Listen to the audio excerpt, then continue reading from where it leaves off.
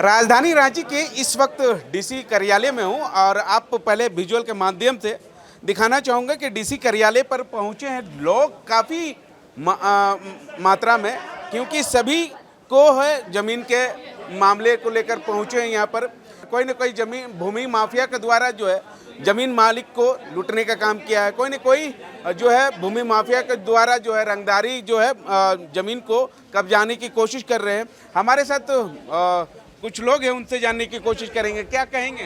लगातार जो है भूमि माफिया के लोगों के द्वारा जो है जमीन को कब्जा करने के लिए खोजते हैं, उसके बाद आप जो है डीसी कार्यालय पहुंचे डीसी साहब से मुलाकात करने के लिए। हम तो बहुत आशा और उम्मीद लेकर के आए हैं। वर्तमान समय में जो डीसी का जो छवि दिख रहा है, इतने लोग बहुत ही उम्मीद और आशा लेकर के आए हैं कि इनकी जो समस्या है और जो समस्या ज़मीन विवाद को लेकर के है, इनका समस्या का समाधान डीसी साहब करेंगे और वाकई किए भी हैं। अभी एक भाई साहब से हम बात कर रहे थे, उनका ज़मीन का जो है ना, कुछ लोग और मांझी प्रखंड के भैया अंकल हैं, उनका ज़मीन में कुछ मुस्लिम समुदाय के लोग दावा कर रहे थे। इनको बुजुर्ग व्यक्ति बोल करके जो है इनको मैंने धमकी वगैरह दे रहे थे। कि डीसी साहब का ही देन है, आज अपने ज़मीन पर ये अंकल काबिज हो गए। और जहाँ तक इस भीड़ की मैं बात कर रहा हूँ, मैं बताना चाहूँगा इसमें से 90% लोग ज़मीन विवाद को लेकर के आए हैं। आज कोई भी जनता सीओ कार्यालय अगर जाती है या फिर कहीं भी थाना में अगर किसी भी प्रकार का ज़मीन विवाद को लेकर के जाती है, तो थाना तो स्पष्ट बोल देता है कि भाई ज़मीन का विवाद है, और ज़मीन का विवाद थाना जो है नहीं देखती है। मैं मानता हूं कि ज़मीन का विवाद को है जो है थाना नहीं देखती, लेकिन जहां तक फर्जी दस्तावेज को लेकर के अगर कोई विवाद करता है तो वो क्राइम होता है, और इस क्राइम को देखने की जिम्मेदारी जिला प्रशासन की होती है। तो मैं जिला प्रशासन से कहना चाहता हूँ कि जहाँ पर फर्जी दस्तावेज बनाया जाता है उस पर अंकुश लगाने का काम होना चाहिए। और देखिए, झारखंड अलग हुआ था, क्यों अलग हुआ था? आज जिस प्रकार से झारखंड की स्थिति है, यह झारखंड की स्थिति जो है ना, झारखंड अलग होने के बाद बहुत ही दयनीय स्थिति है। हमारे पूर्वजों ने जो है ना कितना मतलब कि बलिदान दिया, 88 वर्ष का बलिदान संघर्ष करने के बाद ये झारखंड अलग हुआ। लेकिन आज जनता देखिए किस प्रकार से पीड़ित है। एक बार कैमरा भी घुमाइए। पीड़ित लोग डीसी साहब से मिलने के लिए आए, कहीं ना कहीं निष्पादन कर रहे, कहीं ना कहीं जो केस को है वो खत्म कर रहे हैं ना। हर देखिए, सरकार आती है, बदलते रहती है। मैं प्रत्येक सरकार को, मैं किसी भी व्यक्तिगत सरकार को आरोप नहीं लगा रहा हूं, और मैं व्यक्तिगत किसी सरकार को ये नहीं कह रहा हूं कि कांग्रेस जेएमएम गठबंधन वाली सरकार करप्ट है।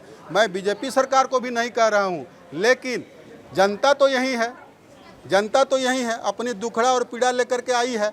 अब मेरा ही ज़मीन का हम बात करेंगे। आप ही गए थे ना सर मेरा ज़मीन में? 2015 में विनोद सिंह नाम का एक व्यक्ति फर्जी दस्तावेज लेकर के जो है म्यूटेशन करने के लिए गया। सीओ साहब देखे कि उसका दखल कब्जा नहीं है, अस्वीकृत कर दिए, फिर अपील में गया। ये संवैधानिक प्रक्रिया है। अब हम कहना चाहते हैं कि जब फर्जी दस्तावेज था, सीओ साहब कस्टोडियन होता है, ज़मीन का मालिक होता है, उसको मालूम है कि किसका ज़मीन किसका है, किसके नाम से है, सारा डिटेल उनको मालूम रहता है। अब वो दाखिल खारिज प्रक्रिया को वो क्या करते हैं ना, अस्वीकृत करते हैं। तो there is a far differences between अस्वीकृत एंड खारिज। खारिज अलग होता है, खारिज मतलब केस को ख़त्म करना। अगर उस समय अगर सीओ साहब चाहेंगे तो उस केस को, अगर फर्जी, जहाँ तक फर्जी दस्तावेज का बात है, आप रजिस्ट्री ऑफिस में समन्वय स्थापित करिए, रजिस्ट्रार को बुलाइए।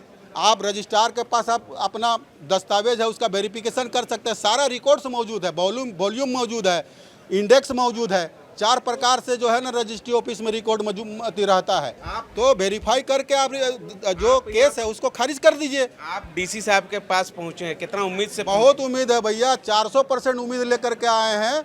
और हमको लगता है डीसी साहब मेरा भी दुखड़ा को सुनेंगे, सबका सुन रहे तो मेरा क्यों नहीं सुनेंगे। ठीक है।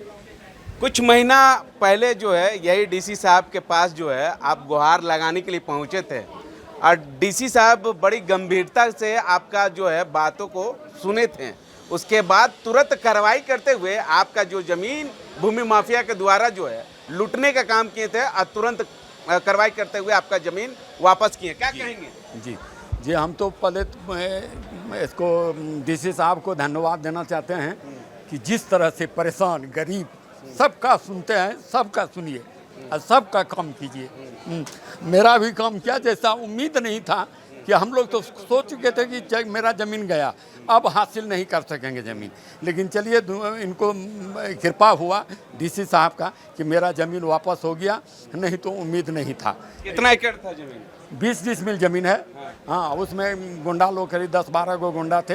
हाँ, कौन कौन नाम बताइए। नाम बताएंगे कि है शाहिद अंसारी, हाँ। और उसका गैंग का और 2 लोग थे, तबारक नाम था, और क्या क्या उतना तो याद नहीं है। हाँ, उसमें ये यादव जी थे, बालेश्वर यादव।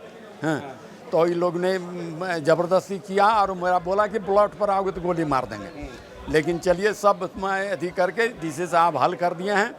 आज हम डीसी साहब के यहाँ फिर आए हैं कि अभी अरगोड़ा रेलवे स्टेशन के बगल में सिमरटोली एक बस्ती है, उसी जगह नदी में मतलब करीब हम ये 10-12 साल से दे रहे हैं दरखास्त सारे प्रशासन को, कोई सुनना नहीं है, अभी तक कोई नहीं सुन रहे हैं। हाँ, तो वहाँ नदी में ही पिलर दे के अब मट्टी भर के पूरा नदी को कब्जा करके और वहाँ खटाल खोल दिया गया। खटाल खोल दिया गया है। अब मोहन नदी तो अपना रास्ता खोजेगा। अब वर्षा हो रहा है, मेरा ज़मीन का कटाव होने जा रहा है, अब हम परेशान हैं। हाँ, अब इसी के लिए हम आए हैं कि हजूर, हम कहे भी थे कि किसी प्रकार का समस्या हो तुम मेरे पास आओ। हाँ, इसलिए बहुत उम्मीद से फिर आए हैं और हमको उम्मीद है, मतलब कि क्या कहिएगा, एकदम पूरा उम्मीद है, उम्मीद से भी उम्मीद है ज़्यादा कि डीसी साहब मेरा काम जरूर कर देंगे। ठीक है, क्या कहेंगे भाई? आप भी पहुंचे हैं डीसी साहब के ऑफिस? के आवेदन लेकर के आए हैं। हमारे तमाड़ प्रखंड में तो काम ही नहीं होता, अगर तमाड़ अंचल में काम होती तो शायद आज डीसी महोदय के यहाँ आने की कोई ज़रूरत नहीं पड़ती। वहाँ पर मैंने अंचल अधिकारी राजेश कर्मचारी को भी कई बार आवेदन दिया, परंतु अब तक उसमें कोई सकारात्मक पहल नहीं हुई। अब अंतिम उम्मीद उपायुक्त के पास आए हैं। कितना उम्मीद है? उम्मीद तो जब हम अखबार में और मीडिया में भी हम देख रहे हैं तो उस हिसाब से हमको लग रहा है, उम्मीद है कि डीसी महोदय हम लोगों का काम ये करेंगे। वहाँ पर ऑनलाइन भी नहीं हुए ज़मीन का, हम लोग का रसीद नहीं कट रहा है हम लोग का 14 वर्ष से, बड़ी दिक्कत हो रहा है, जिसके वजह से कोई भी शासकीय लाभ लेने में हमें बहुत दिक्कत हो रहा है। ठीक है, तो अब देखते हैं क्या होता है। कई बार आवेदन दिए ब्लॉक स्तर पर, लेकिन कोई पहल नहीं हो रही है। तो कहेंगे आपके चैनल के माध्यम से कि हम लोगों का काम जल्दी शीघ्र ये पूरा हो जाए।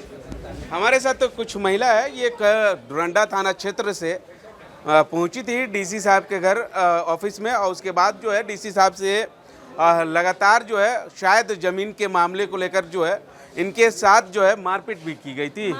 मारपीट की गई थी। हमारे साथ तो हम डायरेक्ट नींद से जुड़ते हैं, उसके बाद जो है पूरा कहानी इनसे जानने की कोशिश करें। क्या हुआ था आपके साथ? बहुत उम्मीद से हम आए हैं सर के पास, ठीक है ना।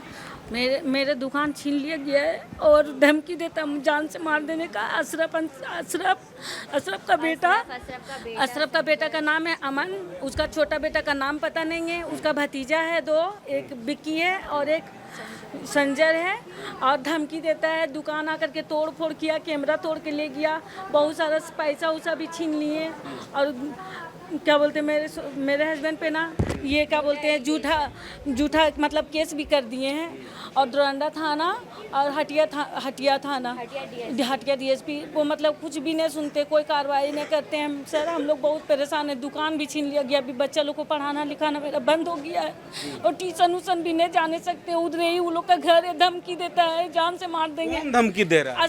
अशरफ का बेटा भतीजा सब धमकी देता है। प्रशासन भी उसी का सपोर्ट करता है, कुछ भी नहीं हम लोग का लिए एक्शन ले रहे हैं। प्रशासन बोलता है, अशरफ बोलता है थाना तो मेरा जेब में है, थाना क्या कर लेगा, मेरा कुछ नहीं करने सकेगा। तो डोरंडा थाना बोल मेरा पैकेट में, हम पैकेट में लेके घूमते डोरंडा थाना को, कुछ भी नहीं करेगा वो मेरा। ये आपके बेटी है? जी हाँ, मेरा दोस्त है सर। अच्छा, हम इन्हीं से जुड़ने की कोशिश करेंगे। क्या हुआ था, क्या आप लोगों का प्रॉब्लम हो रहा है? क्या अशरफ खान की ओर से लगातार जो है आप लोगों को धमकी वो रंगदारी लेता था और नहीं देने पर वो धमकी देता है कि मार देंगे, ये करेंगे वो करेंगे। मेरे भाई को भी पकड़ लिया गया था। और ऐसा होता है कि केस होने एफआईआर होता है तब मतलब रख सकते हैं इंसान को, और उनको इंक्वायरी के लिए लेके गया, 24 घंटे से ऊपर रखा गया, 4 दिन रखा गया, मारपीट किया गया, उसके बाद चालान कर दिया गया। और बताइए ऐसा करते हैं ये लोग। इस उसमें हटिया डीएसपी मिले हुए हैं, डोरंडा थाना भी बहुत अजीब है, ये लोग भी उसी में मिले हुए हैं। अशरफ जो बोलता है वैसा ही करते हैं और मतलब कोई चीज़ का हेल्प नहीं करते। वो लोग को देते हैं पेपर, ना रिसीविंग देते हैं ना कुछ, मतलब बस वही लोग का सुनते हैं।